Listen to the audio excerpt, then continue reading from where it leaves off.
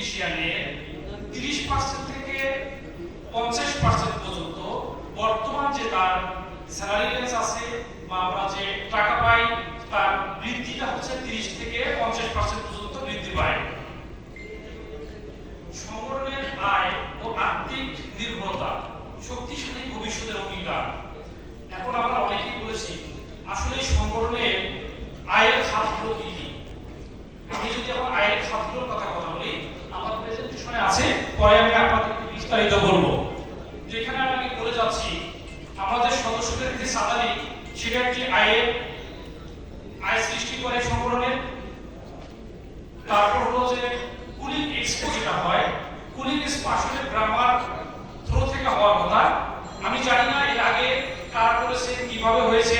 যেহেতু গ্রামার একটি বাণিজ্যিক সংগঠন, সেহেতু গ্রামার মাধ্যমে এই কুলিং এক্সপো হওয়ার কথা।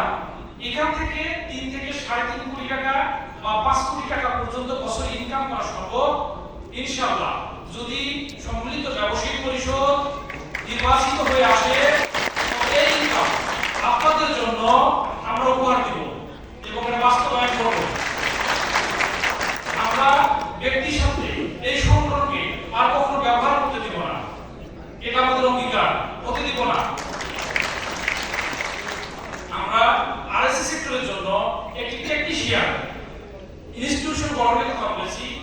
আপনারা যদি আমাদের সঙ্গে থাকেন, আমাদের শক্তি যোগান, আমরা আশা করি এই টেকনিশিয়ানদের জন্য বরাদ্দকৃত জায়গা সরকারের কাছ থেকে আমরা নিয়ে ছাড়ব।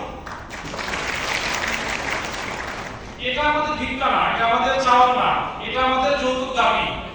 যৌক্তিক দাবি এটা আমাদের সারা বিশ্বে রয়েছে, আমাদের দেশে দিতে হবে। সরকারের কাছে আমাদের দাবি, আমাদের দেশের দাবি আদায় কিন্তু মুক্তি বললে হয় না, আমাদের মাঠে নামতে হয়। তো আমি একটা কথা বলবো, যদি আমি নির্বাচিত হয়ে আসি, আপনারা সবসময় লক্ষ্য রাখবেন আমি কখন ডাকবো, কারণ কাজ করতে গেলে আপনাদের ডাক করবে এবং আপনাদের পরামর্শ নিয়েই আমরা কাজ করার জন্য এগিয়ে যাব।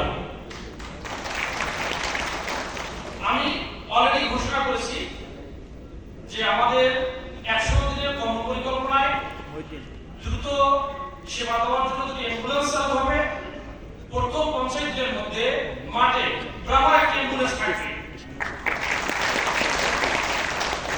এবং পরবর্তী 50 দিনের জন্য পর গ্রামের আরেকটি অ্যাম্বুলেন্স থাকবে। 100 দিনের মধ্যে আমি 2টি অ্যাম্বুলেন্স আপনাদেরকে উপহার দেব।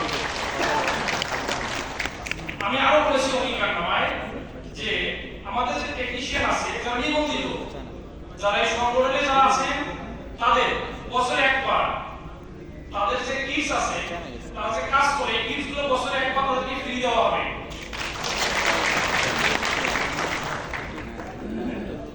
আমরা শিক্ষাবৃত্তি ঘোষণা করেছি। আমাদের গ্রামার যারা মেম্বার আছেন তাদের সুশিক্ষিত মেধাবী শিক্ষার্থীর জন্য বছরে 20 জনকে আমরা শিক্ষাবৃত্তি প্রদান করব।